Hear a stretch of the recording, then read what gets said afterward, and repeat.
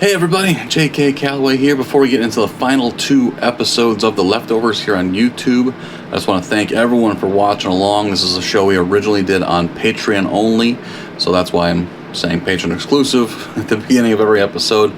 But it's been a lot of fun chopping these up and trying to get them to stay on YouTube, because HBO is kind of notorious for blocking, so it's been fun. But yeah, thank you guys so much for joining us. That's been a lot of fun. Remember, all the full reactions are on Patreon if you want to go check them out. And starting next week in the same spot on Fridays, we're going to start doing Ozark, seasons 1 and 2.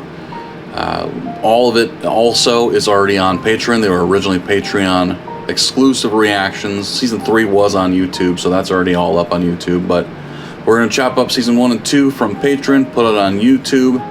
And same kind of thing, full reactions will stay on Patreon. So keep an eye out for that. We'll do 2 episodes a week, just like we did for Leftovers. But for now, just wanted to say thank you for joining us. Now let's jump into the final 2 of The Leftovers. Hey everybody, J.K. Calloway here, jumping into the series finale of our Patreon exclusive reactions to The Leftovers. Episode 8 of season 3, it's called The Book of Nora, which is very, very interesting, being that they started this particular season with the Book of Kevin. So what could this mean? You know, she's trying to find that machine that can send her back to a family who disappeared on October 14th, 7 years ago. But we don't know if she's found it. We don't know if she's tried it.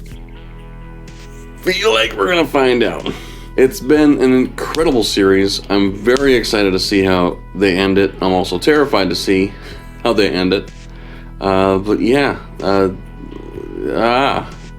Kevin, the last episode, I should say, the penultimate episode, Kevin let himself die again, a couple times actually, trying to find some answers for his dad and the woman his dad found in Australia, and John, and none of them really worked out. Plus, while he was dead, he more or less destroyed that world he goes to. Meaning, I think that he can't die again. He can't cheat death again.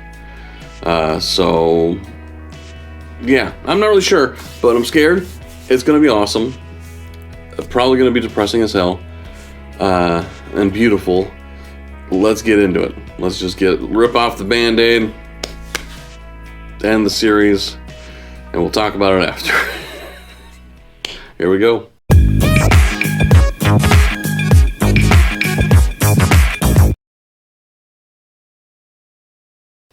My name is Nora Elizabeth Jameson Durst, date of birth 11/18/1979. This is a copy of today's paper. Well, it turned her down before. Something wrong? Yeah. Nothing. It's fine. I'm leaving to be with my children, Aaron and Jeremy.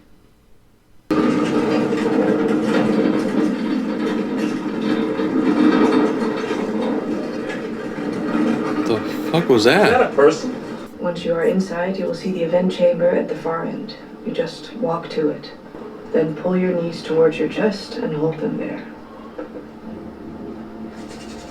Okay? Okay. The chamber will fill up with fluid. The fluid will have the same consistency as water, but it is not water. It contains metals that will be irradiated. How can I ever stand in front of a room full of people and convince them that I have the answers when I have no idea what the fuck I'm talking about? That's the game, brother. You want to come with me instead?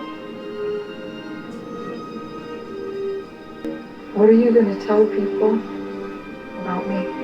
Whatever you want me to.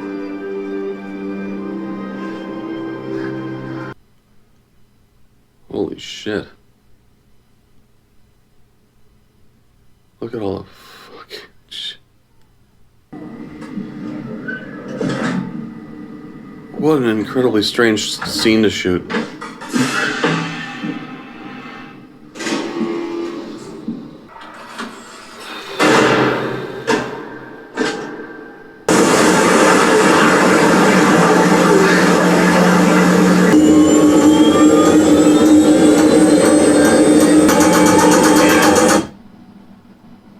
What was that? This is the flash forward we saw, right?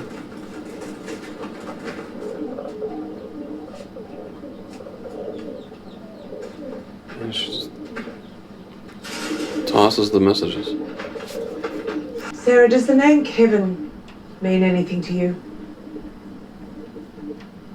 Because a man calling himself that came by yesterday. He had a photo. A photo of you.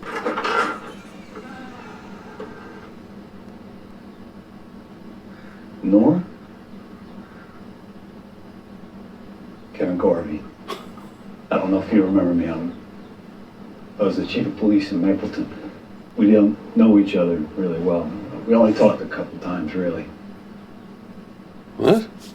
Anyway, I was in that little town down the road, and I saw you riding your bike, and I thought to myself, holy shit, I think that's Nora Durst. And I noticed you weren't wearing a wedding ring. What is happening? And I saw that they were having a dance in town. You know, here we are in the middle of nowhere, bumping into each other, and I'm only here for the night, and I figured, you know, I didn't ask you to dance tonight. Never forgive myself. You need to leave now. I'll be there if you change your mind. I shut down all of Main Street, so you're not gonna be able to miss it.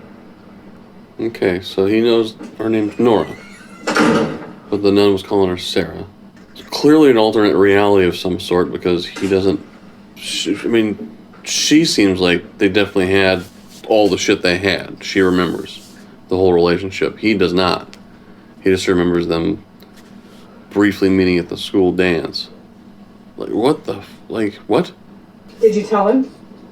Nora? Did you tell him? I don't understand what you're asking me. Did you tell him where I was, Lori? Lori? No, I didn't. Because if you did, just say so. With a I baby. didn't. And then he came to my house, and he knocked on my door, and he acted like we were just casual acquaintances from Mapleton years back. Like Right. we were never together. What do you want? Or I want him to leave me alone. Then why are you calling me? Right. What? Well, I can't make him leave you alone. I'm a half world away, so... Why did you call me? I do not want to go to the fucking dance! Gotcha. But if you did, it's okay. Jesus Christ, Lori. What is happening? So do you know anyone in the town, or are you just a complete shut-in? The nun that says your name is Sarah. How are they not playing Beds Are Burning right now? Come on.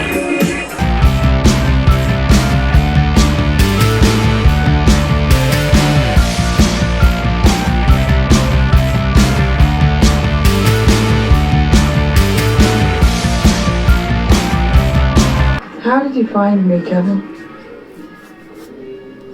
I'm on vacation in Australia. So you're saying you've never been here before? This is your first time in Australia? Uh-huh. You're really gonna keep this up? Then you knew my brother, Matt Jameson? I was hoping you were gonna come to the funeral. Howard, Jill, and Tom? You remember my kid's name? It's a little creepy, but I am impressed. Did you ever get married again? No. Why not? Because I'm still holding a candle for you. After one meeting? I had a condition that was undiagnosed my whole life. A couple years back, I had a heart attack.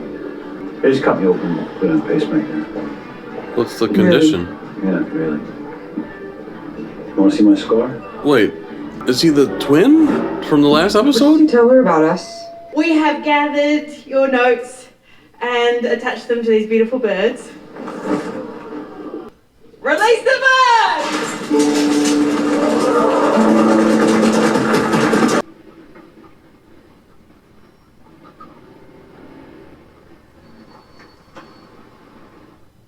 You want to know how I found you, Nora? You want the truth? I couldn't believe the last time I saw you or talked to you was in that fucking hotel room that night I burned this fucking book. He was faking. Really? Every year, I have 2 weeks of vacation, and every year I come to fucking Australia. And I show your picture to everybody I meet. And a couple days ago, I showed you a picture of that nun. And I saw it in her eyes. She recognized you. But I didn't know what to say. Or where to start. And so I just thought, oh, fuck it, I'll erase it. Just erase it all. And maybe that would give us another chance. You want some tea? What? I was gonna make a cup of tea. You want some? We get to find out what happened with the experiment. I take it just nothing happened? You just stayed there?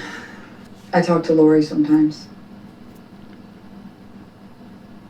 What? Every once in a while. Yeah. Just when I need to. Why didn't you tell me? Because you were right, Kevin.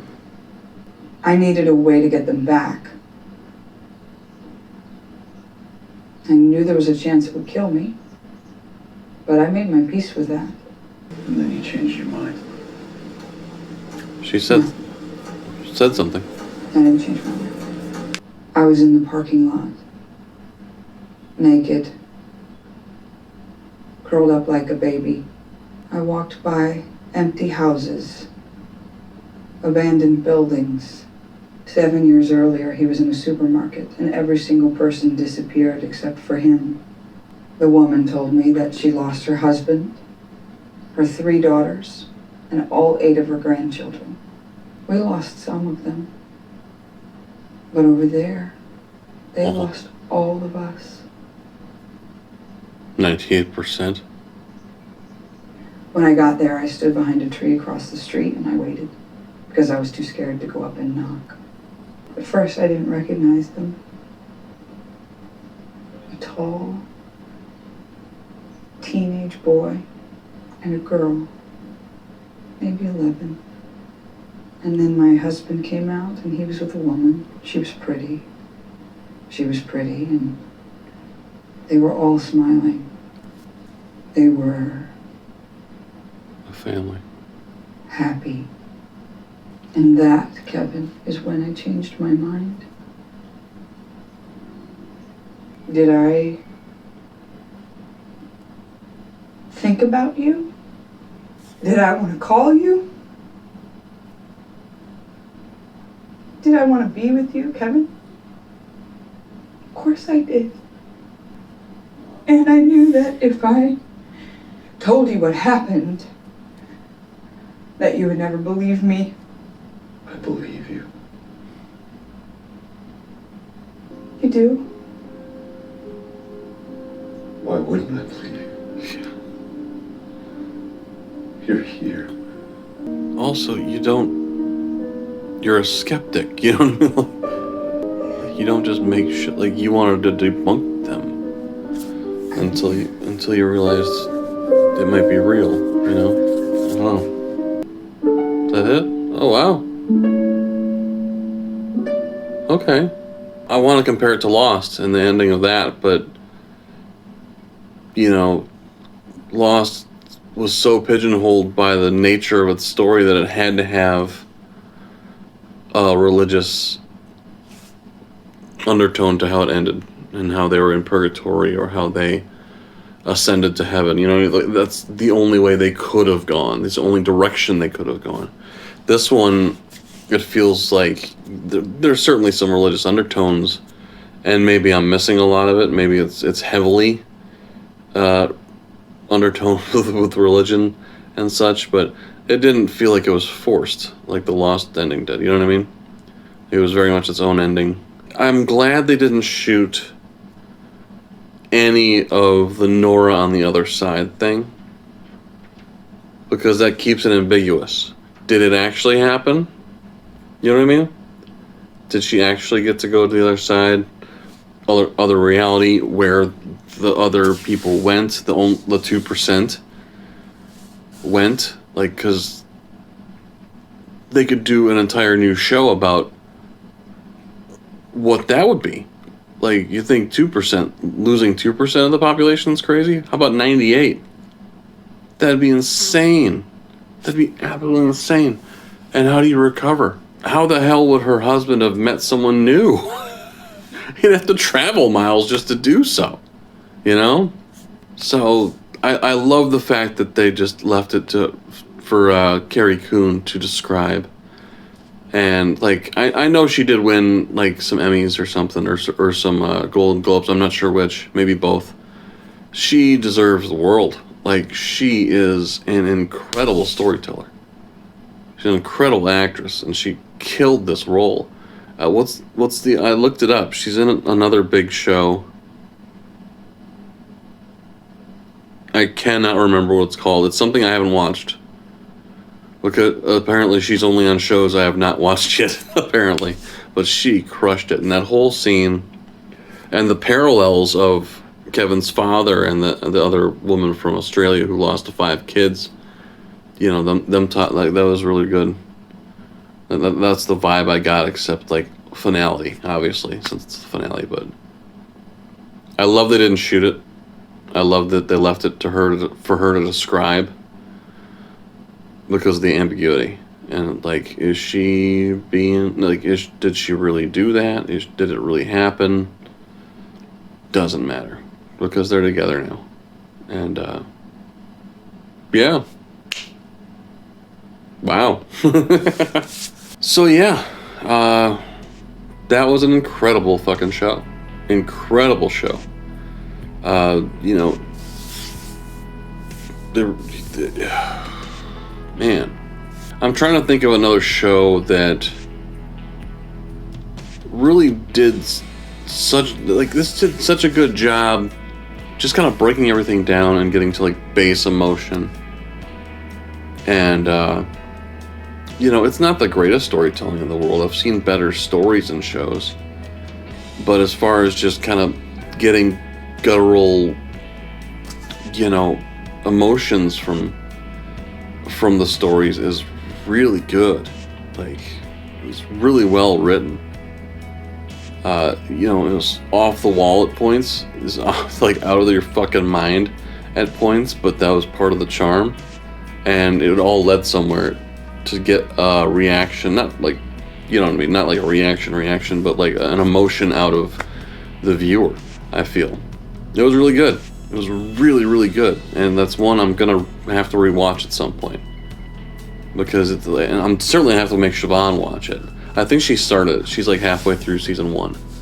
So, yeah, I'm gonna have to make sure she finishes it.